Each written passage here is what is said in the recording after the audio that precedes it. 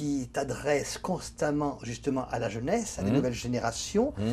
Est-ce que dans cette jeunesse que tu retrouves quotidiennement, tu vois naître justement des gens qui à leur tour, sans comparer un seul instant le rôle qu'ils pourraient tenir à ce que tu leur rends, est-ce que tu vas voir justement tes futurs guides dans ceux que tu es en train de guider? Les futurs guides de ce que pourra redevenir le théâtre, éventuellement, parce que toi, oui. tu es professeur, donc et tes cours te permettent de transmettre et aussi de recevoir. Bien sûr. Oh bah, ça, comment alors je reçois certainement beaucoup plus que quelquefois ils ne reçoivent.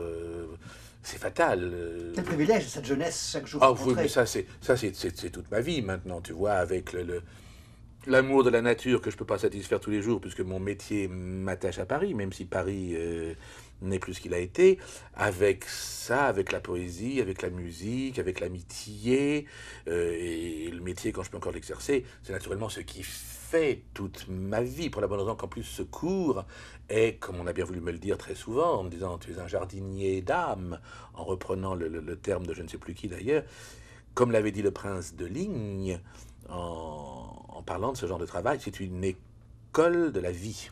Parce qu'avant même de savoir s'ils seront comédiens, s'ils deviendront comédiens, etc., surtout maintenant où il m'arrive, avec, on en a parlé, je crois, le laxisme parental et des maîtres, ça, on s'emploie à les niveler, ils arrivent, enfin c'est épouvantable, on a tout à leur apprendre, donc il faut leur apprendre non seulement des choses qu'il faut savoir, comme l'histoire, la lecture. La plupart d'entre eux n'ont pas la télévision, ce qui est une bonne chose, ça leur laisse le temps pour lire. Ils lisent pas encore assez. D'ailleurs, un homme qui ne lit pas, hein, on se demande de quoi il se nourrit. Mais il faut leur apprendre tout ça. Et puis il faut leur apprendre ce qu'est le métier pour qu'ils le redeviennent, parce qu'ils sont nés dans un monde où ils peuvent prendre pour argent comptant ce qu'on leur présente. À ne pas confondre aussi la tradition et les Ah ben traditions. justement, ils n'ont plus vraiment de référence, ils n'ont plus vraiment d'exemple, donc il faut que je leur raconte tout ce que je suis en train de dire là, tout ce dont on bavarde ensemble, ça fait autant partie de mon travail que de leur dire articule, fais telle chose, ton personnage est ceci et cela. C'est un tout. Ils ne peuvent pas donner vie, ni par la pensée, ni par le corps, à un personnage s'ils ne sont pas leur premier personnage. Alors, tu penses que ma réponse à ta question, est-ce que je crois, est-ce que je trouve en eux ça, puisque je continue, alors que c'est exténuant, alors que c'est souvent très décourageant, sinon déprimant, bah, c'est que je veux encore y croire. Parce que si ça ne vient pas d'eux, et ça j'aimerais même les plus paresseux d'entre eux qu'ils le comprennent, si ça ne vient pas d'eux et de leur travail, dans 20 ans, le théâtre n'existera plus. Il n'existe déjà plus tel qu'on l'a connu, mais il n'existera plus du tout. Ça sera complètement moribond. Bon.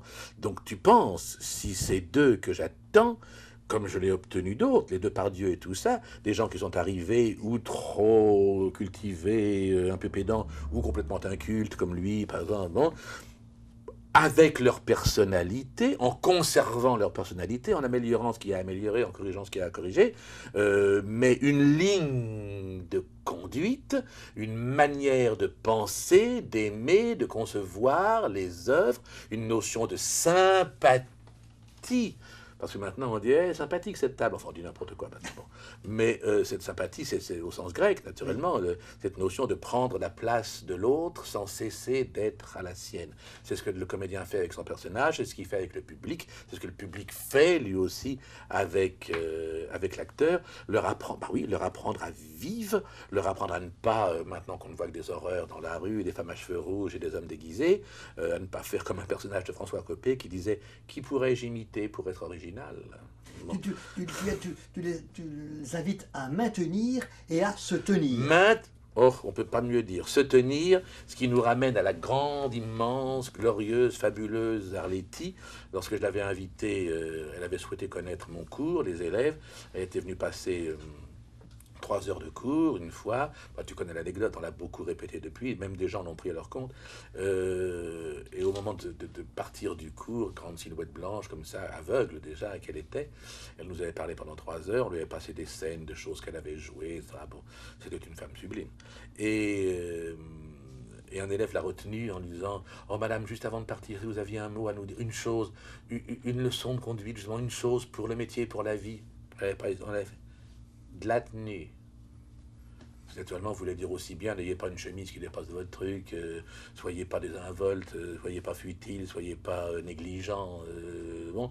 Et en même temps, de la tenue, sachez vous tenir, et dans toutes les circonstances de la vie. Si on se tient comme ça, bon, on vit mal. Si on s'habille comme un con, je vois pas pourquoi il y a des circonstances où tout d'un coup, on se tiendrait mieux. Bon, faut être en état permanent de surveillance heureuse de ce qui est le mieux pour soi, le mieux pour l'autre, pour ne pas heurter sa liberté, parce que se présenter comme des tarés, c'est heurter mon regard, c'est heurter tout ça. Bon, donc tu as raison, de la tenue, Donc le maintien, tenir, le maintien et maintenir. maintenir dans le sens où l'avait dit un jour à une émission de la charmante, eh oui, charmante et pas sotte, Daniel Gilbert, où j'allais souvent en tant qu'invité, et j'allais lire des poèmes, j'allais les chanter, accompagné par Lily Laskin, bon. Et un jour, il y avait elle avait dégoté dans un village un vieux bonhomme qui racontait des histoires de sa région, des contes, bon, un type tout simple, fruste, un peu comme ça, mais généreux, un beau visage rond comme ça, bon. Et, et elle lui avait dit, alors comment on va vous présenter monsieur? Oh, je crois qu'il avait un nom d'ailleurs étonnant, Monsieur Boncoeur, une chose comme ça, enfin, bon, vraiment, ça paraissait fait pour lui. Alors, on va dire, parce que vous racontez des contes, alors on va dire quoi, conte, dites donc mainteneur. Oh, j'ai trouvé ça admirable. Et je ne sais plus lequel de mes maîtres, je ne sais pas si c'est Roland, disait, oui, je crois que c'est Roland, mais il est beaucoup plus difficile de maintenir que d'inventer. On peut inventer n'importe quoi, c'est pas forcément ce qu'il faut. La preuve, c'est qu'on vit depuis un siècle et demi sous le règne de la technique. On croit faire des progrès et on régresse humainement. Forcément, c'est fatal. Toute invention est une limitation de l'homme. Et tu obtiens que ce qui semble d'autrefois, de naguère et de jadis, et de maintenant. Ben, c'est permanent. Voilà, Mais c'est permanent. Je vois pas pourquoi il y a des choses qui se passaient sous Alexandre et qui se passaient bien, et d'autres sous Périclès, et d'autres sous Confucius, et d'autres sous Louis XIV, ce grand homme. Pourquoi il faudrait, parce que tout d'un coup on a décidé que c'est plus ça qu'on pouvait faire, que tout cela avait tort, et que depuis 50 ans on a réinventé les choses, la Terre et le monde. Mais c'est aberrant. D'ailleurs, tu dis, je Les suis hommes sont fous. un vrai révolutionnaire.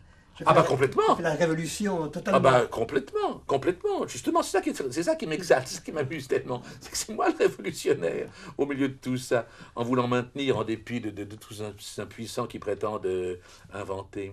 Mais inventer quoi lorsque tu incarnes les grands rôles du théâtre,